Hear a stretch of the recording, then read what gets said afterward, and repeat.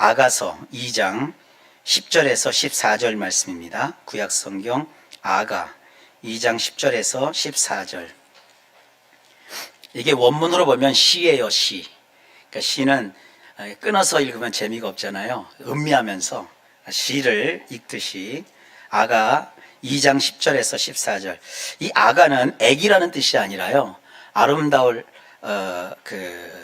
아름다울 아자, 그리고 노래 가자, 아름다운 노래, 지상에서 가장 아름다운 노래, 이런 뜻이거든요. 가장 아름다운 노래는 사랑을 노래하는 거거든요. 그래서 이 아가서는 다른 말로 하면 사랑의 노래, 이런 의미입니다. 그래서 이 아가서 2장 10절로 14절 말씀을 우리 성도님들에게 아름답고 고운 목소리로 함께 걸음 걷는 속도로 합독하시겠습니다. 10절부터 14절까지입니다. 읽습니다. 시작.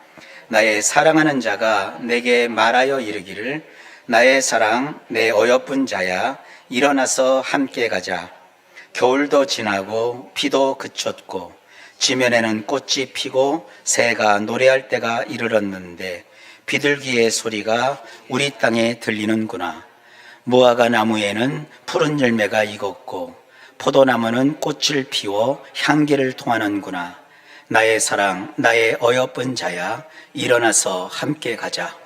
바위 틈 낭떠러지 은밀한 곳에 있는 나의 비둘기야, 내가 네 얼굴을 보게 하라. 네 소리를 듣게 하라.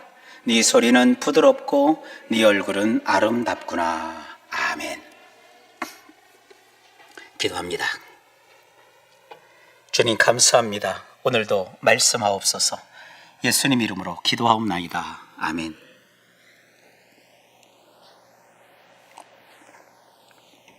저는 4주 연속 봄이 오면이라는 주제를 가지고 기획 설교를 하고 있는 중입니다. 오늘은 세 번째 시간인데요. 본문은 아가 2장 10절에서 14절 말씀이고 오늘의 제목은 겨울이 지나고 들리는 음성, 소제목으로는 일어나 함께 가자. 이 말씀을 통해 우리 성도님들에게 하나님의 뜻을 전파하는 귀한 시간을 가지게 돼서 참 기쁘고 또 영광스럽습니다. 현대인들은 저마다 마음속에 자기만의 케이브, 요즘은 케이브라는 표현을 씁니다. 우리말로 하면 동굴, 이 동굴을 하나씩 마련해 놓고 살아갑니다. 치열한 경쟁과 관계의 상처에 지친 이들에게 이 동굴은 누구의 간섭도 받지 않는 가장 안전하고 편안한 도피처입니다. 이 동굴이라고 하니까 조금 뭐라고 할까, 느낌이 별로 좋지 않죠. 근데 이 동굴이 있어야 돼요. 여러분, 스트레스 받고 힘들 때 자기만의 공간이 필요합니다. 부부도 마찬가지예요. 아직 그 부부가 젊은 청춘일 때는 같이 막 움직여야 되고 같이 밥 먹고 같은 공간에서 이렇게 지내야 되는 줄 아는데, 이제 인생을 좀 겪고 삶을 조금 알게 되면 그때 특히 이 성숙한 남편들이 그런 걸 잘 하시더라고요. 내 아내에게도 아내만의 자기의 공간이 필요하다. 그래서 여유가 있는 분들은 자기 아내를 위해서 자기는 허름한 차를 타고 다녀도 아내는 안전한 차, 좋은 차를 타도록 자기만의 시간을 마련해 주고, 또 너무 쓸데없이 전화 자주 하지 않고, 그리고 자기가 자기의 세계를 잘 이렇게 꾸며 나가도록 취미 생활도 하게 하고 자기의 일을 하는 것을 존중해 주고, 그렇게 합니다. 또 아내들도 마찬가지예요. 남편은 절대 가정에서 부리는 모섬은 아니에요. 돌쇠도 아니고, 남편도 자기의 세계에서 자기의 세상을 가지고 자기의 피난처에서 안식할 필요가 있는 거예요. 그 지혜로운 여성들은 남편이 밖에서 일하고 돌아와서 집에 오면 요즘이야 스마트폰 하고 있지만 그래도 여전히 아직은 리모컨 시대예요. 그래서 좋아하는 되게 남성들이 스포츠를 좋아하는 거를요 이해를 잘 못하시죠. 심리적으로 그렇대요. 여성들은 연속극, 드라마 이런 거를 연이어보는 거를 좀 즐겨하시지만 남자들은 그렇게 연이어볼 수 있는 여유가 없어요. 근데 스포츠는 길어봐야 90분이에요. 그 시간 안에 시작해서 기승전결 다 끝나요. 이기든 지든 딱 끝나니까 그런 그 스포츠를 굉장히 좋아들 하시는 거지. 뭐 드라마를 싫어하고 스포츠만 좋아 그러는 거 아니에요. 모처럼 이제 집에 와서 편안한 자세로 그것 좀 이렇게 보고 있는데, 여보 빨래 청소해 쓰레기 갖다 버려, 그렇게 안 하시죠. 좀 기다려주죠. 그 프로그램 다 끝날 때까지 기다려주고 또 편안하게 볼 수 있도록 야야야 거실에서 아빠가 뭐 하고 있으니까 너희들은 좀 아빠에게 개인 시간을 좀 드려. 그래서 자신의 케이블을 가질 수 있도록 하죠. 또 실생활에서 그런 게 많습니다. 막 성장하는 자녀, 아이들이 이제 부모의 품을 떠날 나이가 요즘은 자꾸 일러져요. 한 5살 되면 엄마 아빠 간섭을 싫어하기 시작하게 됩니다.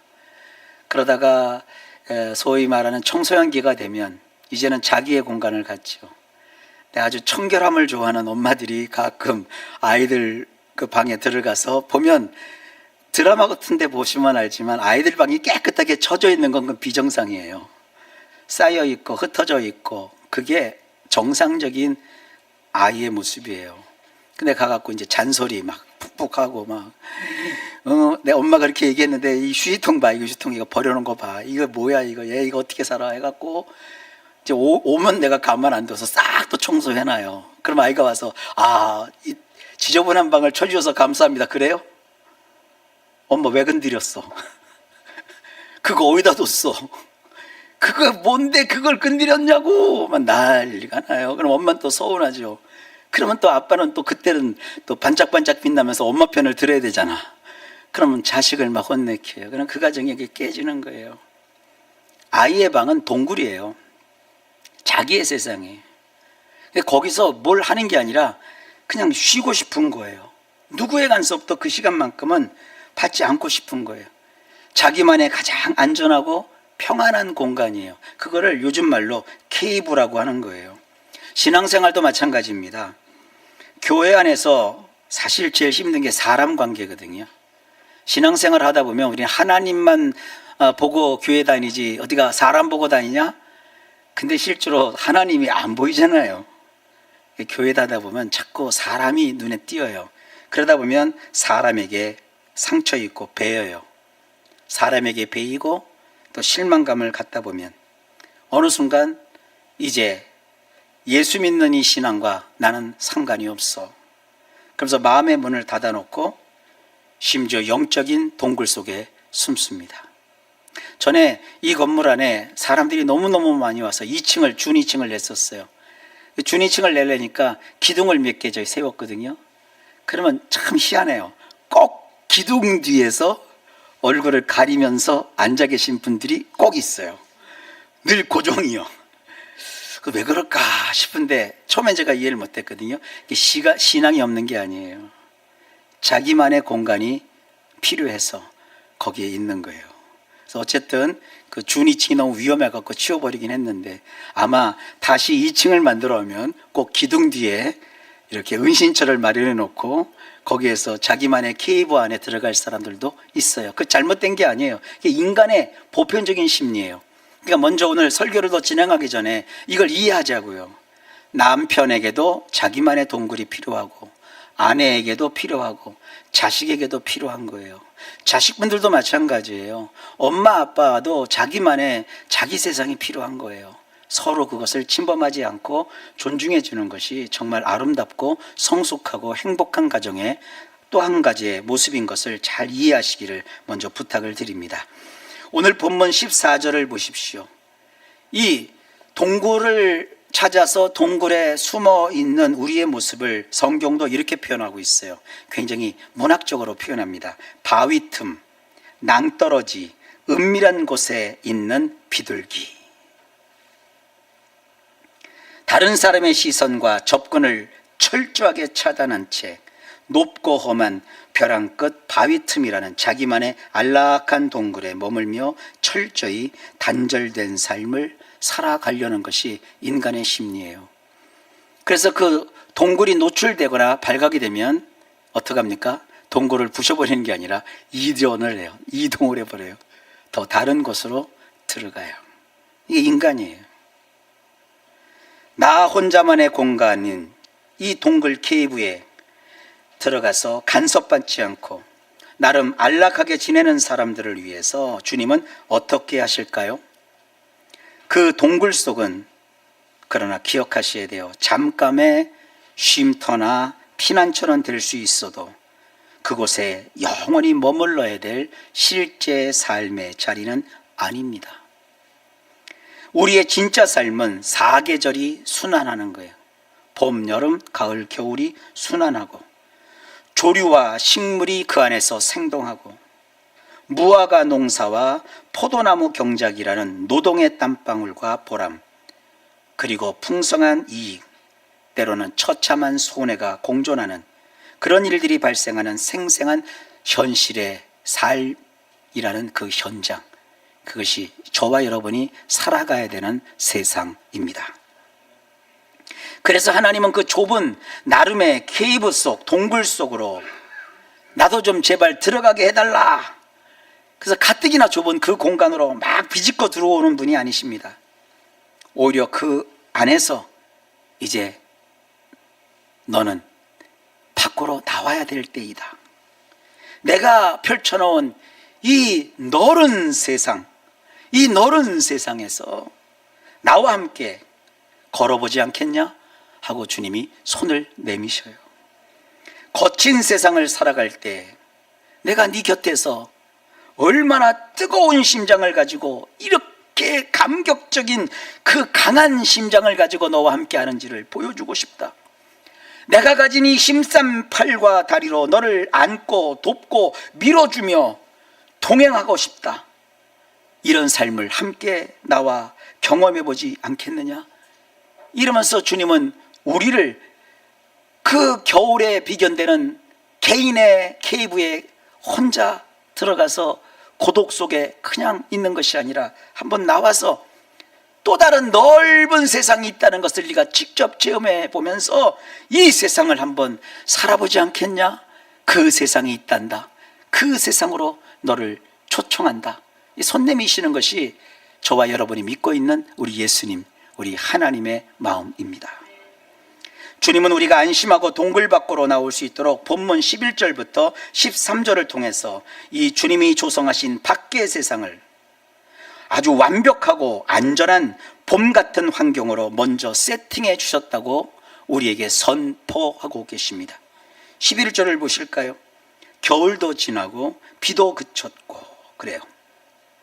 이 이스라엘은 분명히 우리처럼 사계절이 있기는 있어도 또렷한 계절의 구분은 잘 안 되는 그런 나라입니다. 하지만 이스라엘에게 있어서 겨울에는 이제 끝나면서 비가 내려요. 그 겨울철이 끝날 쯤에 내리는 비가 이스라엘 말로는 게쉔이라는 거거든요. 그 게쉔이라는 비가 내리면 겨우 내내 메말랐던 땅이 그 비로 인해서 적셔져요.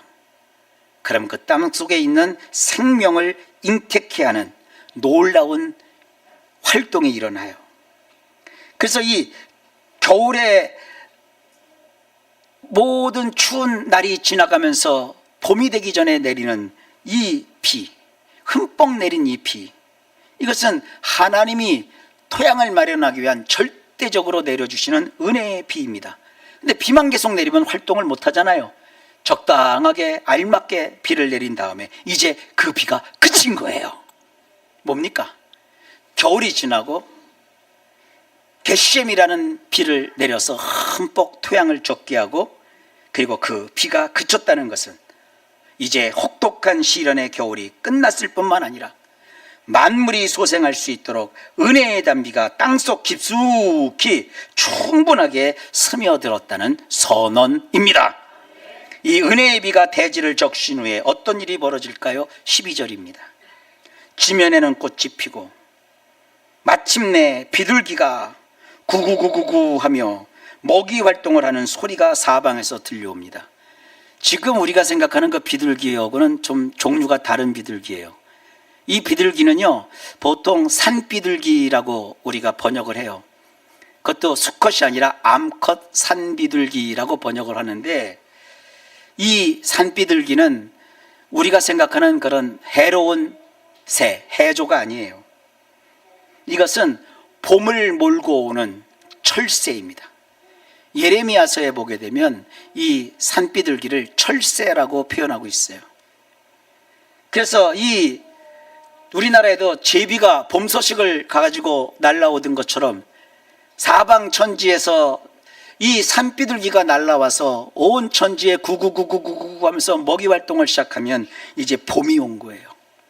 그러한 산비둘기는 순수와 평화를 상징하는 고결한 새로 여겼습니다. 새가 구구구구 거리며 섭식 활동을 시작했다는 것은 생동감 넘치는 봄이 완벽하게 도래했음을 알리는 귀에 들리는 청각적인 신호입니다. 이어지는 13절을 보면 식물학적 묘사가 나오죠. 그 묘사가 참 기가 막혀요.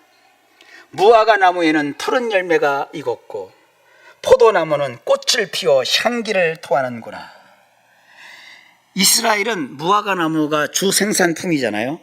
근데 이 무화과 나무가 1년에 2번 열매를 맺습니다. 첫 번째 맺는 열매는 겨울을 지난 다음에 봄녘에 맺는 그 열매는 보통 이스라엘 말로 파게라고 하는 무화과예요. 이건 상품 가치가 없어요. 크기도 크지 않고요. 근데 먹을 수는 있는 그러한 무화과 나무 열매입니다. 이 열매를 오늘 본문에서는 푸른 열매라고 번역을 한 거예요. 봄이 되었어요. 그러니까 무화과 나무를 보니까 푸른 열매가 익었어요. 따먹을 수 있게 되었어요. 이 파게라고 하는 푸른 열매는 당장 상품 가치가 없지만 그 자리에 몇 달이 지나서 여름이 찾아오면 그때는 진짜 열매인 테나라고 하는 탐스러운 무화과 열매가 거기에 열려요. 그건 정말 우리가 마트에 가서 사 먹을 수 있는 아주 달고 맛있고 좋은 상품질의 무화과 열매인 거예요. 그러니까 상품질의 무화과 열매는 봄의 파게 시절에 푸른 나무, 푸른 열매가 맺힌 다음에 그 다음에 몇 달이 지나야 맺히는 거거든요. 근데 지금 겨울이 다 지나가고 따먹을 수 있는 식량인 이 무화과 열매가 이렇게 푸른 열매가 주렁주렁 달리면서 봄이 왔다는 것을 알리고 있어요. 뿐만 아니라 포도나무도 꽃을 피워서, 포도는 우리는 열매를 기억하지만 포도나무 꽃도 아름다운 거거든요. 이번에 성지에 있는 이 포도나무 꽃은 향기를 말한대요. 포도나무에 그 꽃이 피고 나면 그것이 연글면서 열매가 되면 정말 이스라엘 사람들에게 있어서는 생명과 같은 포도주의 그 원료인 포도나무 열매가 맺히는 거예요. 모든 조건이 갖추어지는 거예요. 지금 이 아가서는 신랑과 신부의 사랑 이야기거든요. 이 신랑이 현재 동굴 속에 은둔하고 있는, 숨어있는 암피들기 이 신부감에게 이 시각적인 푸른 열매와 후각적인 포도꽃 향기를 들이밀며 말씀하고 있는 거예요. 참 인간 심리를 성경은 어쩜 이렇게 잘 알려줘요?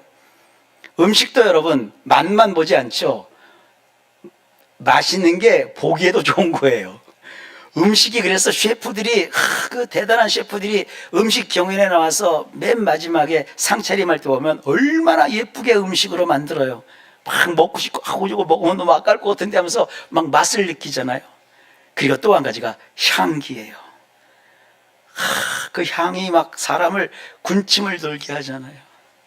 여러분이 건강 음식 찾으면서 건강식 하는 거 좋지만 모양도 안 예쁘고 향기도 없는 음식 그냥 먹으면 배만 부르면 된다. 그런 우주선에서 탄 사람들이 먹는 우주식이지, 우리가 먹는 음식은 보기에도 좋고 향도 좋아야 그 맛을 느낄 수 있는 거예요. 우리는 무화과 나무와 포도 열매, 포도 이런 건 별로 와닿질 않죠. 문화가 다르니까. 그러나 이스라엘 사람들에게 있어서 무화과 나무와 포도라고 하는 것은요, 굉장한 풍요의 상징이고 부유함의 상징이고 넉넉한 일상과 평화로운 삶의 정취를 느끼게 하는 고향과 같은 풍경을 자아내는 거예요. 그러니까 그 낭떠러지 그 틈바구니에서 운둔하고 있던 그 여인을 향해서 나의 사랑하는 자야, 나의 사랑, 내 어여쁜 자야, 이제 사망이 가득했던 겨울은 끝났다. 예수 그리스도의 십자가의 피로 은혜의 단비를 충분히 내렸고 이제 내 인생에 아름다운 열매를 맺을 완벽한 세팅을 맞춰놨으니 이제 안심하고 그곳에서 나와 넓은 세상을 향하여 나오라. 이게 오늘 메시지가 남기는 굉장한 교훈입니다. 이 표현을 하기 위해서 또 역시 굉장한 문학적 기법을 성경은 사용해요. 이렇게 완벽한 은혜의 환경을 조성하신 다음에 주님은 벼랑 끝 바위등에 웅크린 우리를 향해서 본문 14절에 그 유명하고 인격적인 초청의 말을 건넵니다.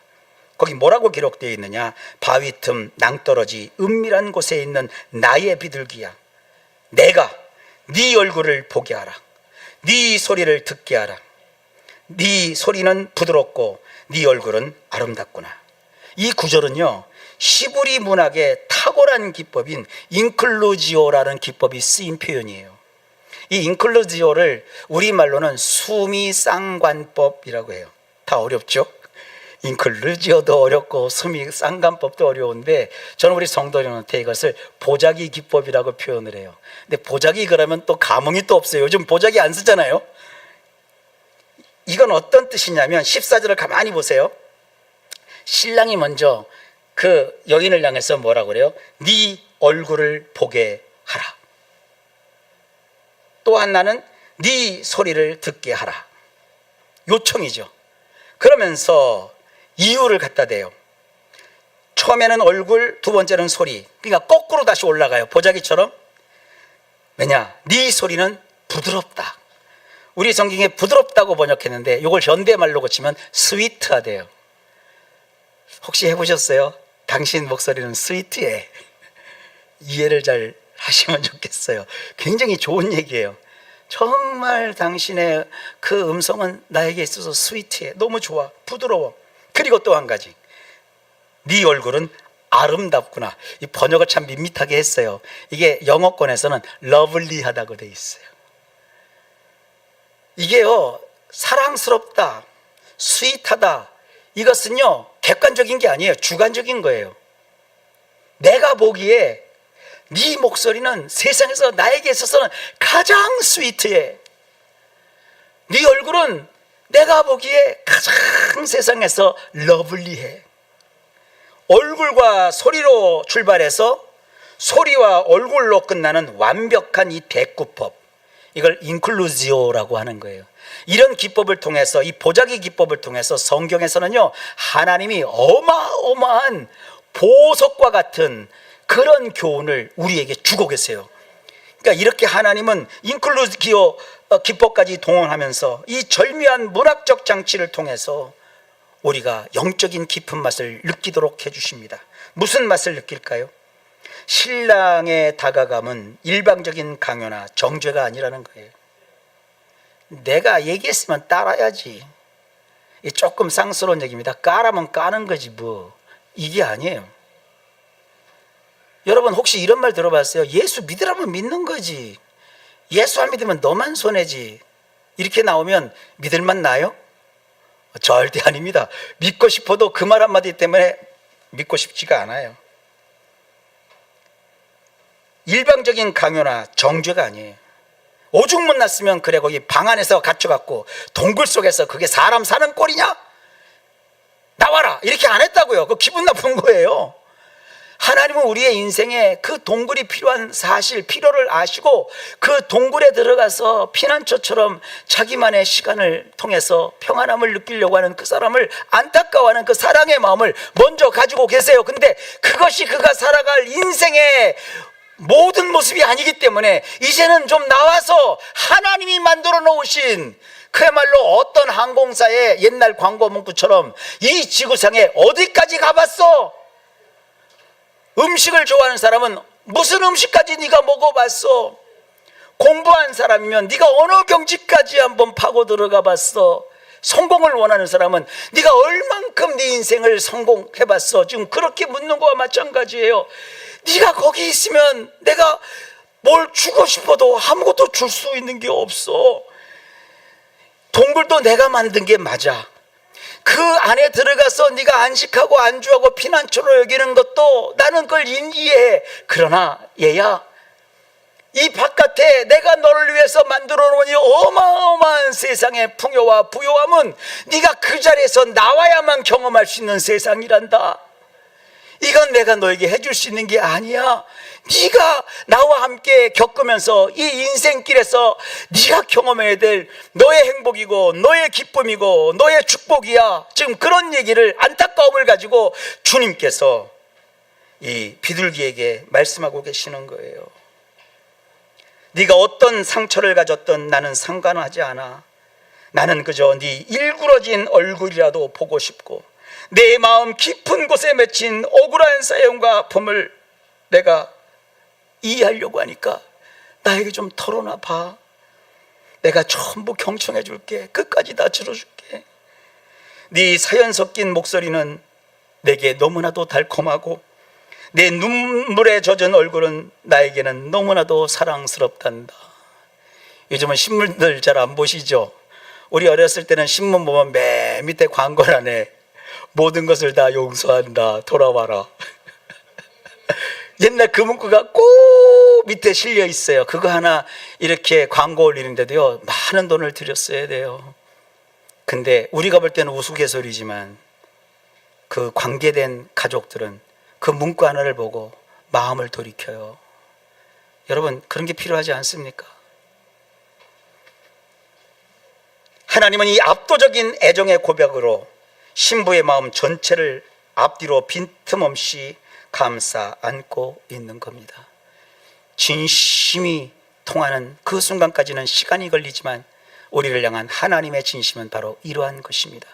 혹시 이 자리에 하나님에 대한 안 좋은 감정, 느낌, 이런 분들이 계십니까? 하나님의 진심을 여러분이 이해할 수 있는 그러한 기회가 오기를 주의 이름으로 축복합니다. 이 안전하고 완벽한 사랑 앞에 서면 철옹성 같던 우리의 고집도, 사람에게 베어서 쓰라리었던 그 상처도 스르르 무장 해제가 되고 맙니다. 아, 이분 앞이라면 내 진짜 얼굴을 보여줘도 안전하겠구나. 내 부끄러운 사연을 다 쏟아내도 결코 나를 내치지 않고 들어주겠구나. 이 강력한 말씀의 위력이 굳게 닫혔던 동굴의 문을 스스로 열게 만들 겁니다. 마침내 주님은 마음의 문을 연 그 사람을 향해 이렇게 초청하십니다. 나의 사랑, 내 어여쁜 자야, 일어나서 함께 가자. 두 단어예요. 일어나자, 그리고 함께 가자. 이 초청에서 두 가지 위대한 생명의 선언을 담고 있어요. 첫 번째, 주님이 말씀하신 일어나라. 이걸 히브리 말로 쿰이라고 하거든요. 제가 목회기도 매주마다 쓰는 단어가 이거예요. 달리다 쿰, 아이야 일어나라. 쿰이라는 이 히브리 단어는 우리의 얄팍한 의지를 쥐어짜는 응원가가 아니에요. 실질적으로 죽은 소녀를 향해서 주님이 말씀하시는 거예요. 달리다 쿰. 그랬더니 죽음이 깨져버리고 죽었던 그 딸이 살아났어요. 죽음을 박살내고 생명을 창조하시는 정능자의 권세가 보장된 것이 쿰이라는 단어가 가진 의미입니다. 이 벼랑 끝 가장자리로 밀려나면 생명체는 리미날리티, 임계점을 경험을 해요. 임계점은 더 이상 어떻게 할 수 없는 꽉 막힌 최종의 마지막 순간이에요.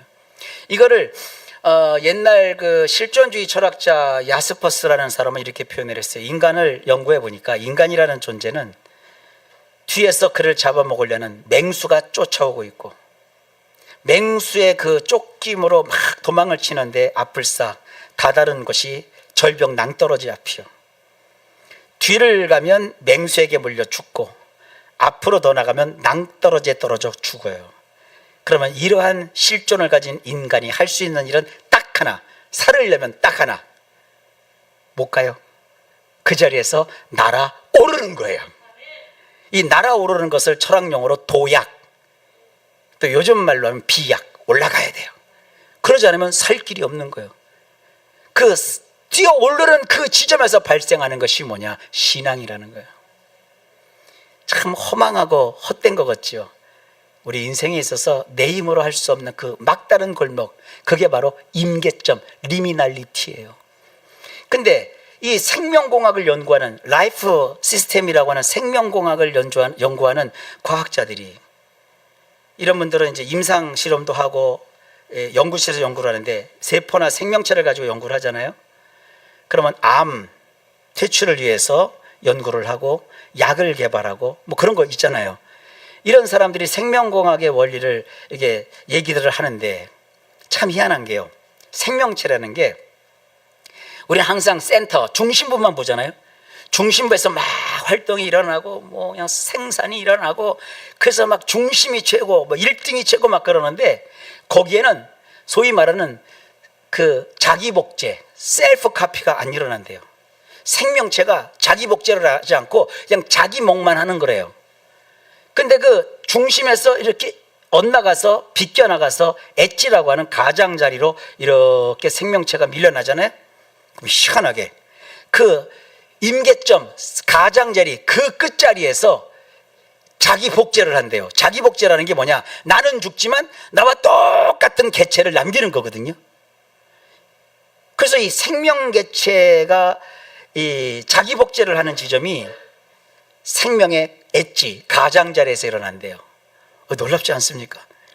이걸 어떻게 우리 성도들한테 잘 이해할까 생각하다가 일부 예배 때 그 생각이 떠오른 거예요. 어떤 사람이 대추나무를 키우는 거예요. 근데 대추나무를 키우는데 이놈의 대추가 열매를 안 맺어.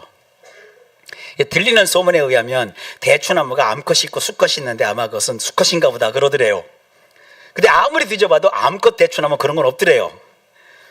그래서 별별 걸 다 연구를 해봤대요. 그랬더니 어느 날 그 왜 어느 그 지상파 방송에서 6시 하는 뭐 있잖아요. 그 대추 키우는 분이 거기 나와갖고는 얘기를 막 하더래서 그분 연락처가 딱 있어서 했는데 그게 충주 어디쯤 하는데 제가 볼 때는 보은인 것 같아요. 보은의 대추가 유명하잖아요. 특산품이잖아요. 거기 그 사람 연락처를 어떻게 물어갖고 한 거예요. 이게 전화를 사장님한테 해가지고는 막 사정을 막 얘기했대요. 그러니까 사장님이 하는 말이 대추나무 암컷 수컷 그런 거 없고요. 사장님이 키우는 그 대추는 호강하고 키우나 보시죠? 그러더래요. 거름 주고 물 주고 그러니까 대추가 그냥 편안하게 크는 거래요. 그러니까 어떻게 하면 좋습니까? 야구방망이를 하나 마련해가지고 대추나무를 그냥 맨날 후드려 패래요. 그리고 가지도 막 꺾어버리고 막 그냥 아주 고통을 주래요. 이게 진짜인지 아닌지는 몰라요. 그냥 제가 책에서 읽은 거요. 그런데 이듬해 배추가 배추가 아니라 대추가 주렁주렁 막 맺힌 거예요. 왜 그럴까요? 그래서 이제 나온 거예요. 이 대추나무가요, 편안하게 크면 대추 열매를 맺을 필요성을 못 느낀대요.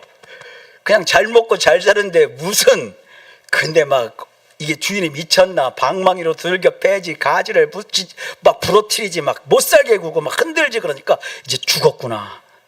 그래서 내가 씨앗을 남겨야 되겠다. 그래서 대추를 막 맺게 한대요. 혹시 대추 농사 지는 분들은 이건 반드시 검증해보고 얘기하세요. 근데 어쨌든 얘기가 그래요. 이게 생명공학, 라이프 시스템에서 얘기하는 아주 중요한 자기 복제의 필요 조건이에요. 인간이요, 우리도 알잖아요. 편안하면 아무것도 안 해요. 발등에 불 떨어져야 움직여요. 너무 세게 떨어지면 발이 타버리지만 적절한 통증과 적당한 아픔은 우리를 다시 일어서게 하는 힘이 있습니다. 그러니까 무너져 내린 그 변두리는 인생이 끝나는 끝장나는 자리가 아니라 성령께서 예수님의 생명을 내 안에 새롭게 해내시는 가장 완벽한 기적의 발원지입니다. 주님이 말씀하시는 거예요. 겨울 지나갔다, 일어나라. 둘째, 생명으로 우리를 일으켜 세우신 주님은 너 혼자 잘해봐라가 아니에요. 나와 함께 가자. 이걸 히브리 말로는 칼라크라고 합니다. 칼라크. 이 칼라크는 뭐냐 하면 창세기 3장에 처음 나와요. 타락하기 이전에 아담과 하와가 거하는 에덴 동산에 하나님이 하루에 한 번 내려오셔서 그 에덴 동산을 거니세요. 그 거닐었다는 단어가 칼라크입니다. 하나님만 혼자 재미없게 걸어가셨겠어요? 하나님 오실 때 기다렸다가 아담과 하와가, 많은 분이 성경 보면서 아침에 아담과 하와를 창조해 놓고 저녁쯤 아담과 하와가 타락했다고 생각해요. 아니요, 제법 오래 거기서 에덴 동산에서 그들이 활동을 했다고요. 그때 와서 그들과 함께 주님이 거니셨어요. 그게 칼라크, 거닐다는 거예요. 나와 함께 가자가 그 뜻이에요. 하나님은 억지로 우리에게 무거운 짐을 지고서 끌려다니는 고역과 같은 그런 삶을 우리에게 말씀하신 것이 아닙니다. 십자가로 죄악의 담을 허물어 버리신 주님께서 잃어버린 에덴의 친밀한 교제를 다시 회복하자고 손을 내미시는 가슴 벅찬 하나님의 초청입니다.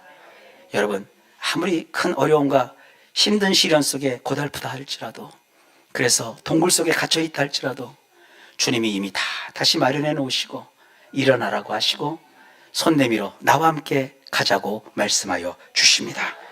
하나님은 우리의 멱살을 잡고 억지로 끌어내는 분이 아닙니다. 언제까지 그 춥고 외로운 자기만의 동굴에 갇혀 계실 겁니까? 여러분, 기억하십시오. 성경이 말합니다. 겨울은 지나갔다. 나를 정죄하지 않고 내 상처 섞인 목소리를 오히려 달콤하다며 들려주시는 그 주님 앞으로 나오십시오. 내 힘이 아니라 나를 살려주는 주님의 일으켜 주시는 쿰의 권세를 의지하여 동굴에서 일어나십시오. 그리고 나를 끔찍이도 사랑하는 그 신랑의 손을 굳게 맞잡고 내 팍팍한 일상을 찬란한 에덴 동산으로 바꾸는 할라크, 그 주님과의 동행의 발걸음을 내디디시기를 바랍니다. 힘센 팔과 다리로 나를 안고 밀어주시는 주님과 함께 부활의 생명으로 거친 일상을 벅차게 거니는 기적의 주인공이 다 되시기를 우리 주 예수님의 이름으로 축원합니다. 기도합시다. 하나님, 감사합니다. 아가서의 사랑의 메시지를 우리가 들었는데 하나의 문학 작품 속에 나오는 아름다운 이야기가 아니라 실제로 나의 삶에 일어나는 실제적인 실화인 것을 우리 성도들이 체험으로 알게 하여 주옵소서. 예수님 이름으로 기도하옵나이다. 아멘.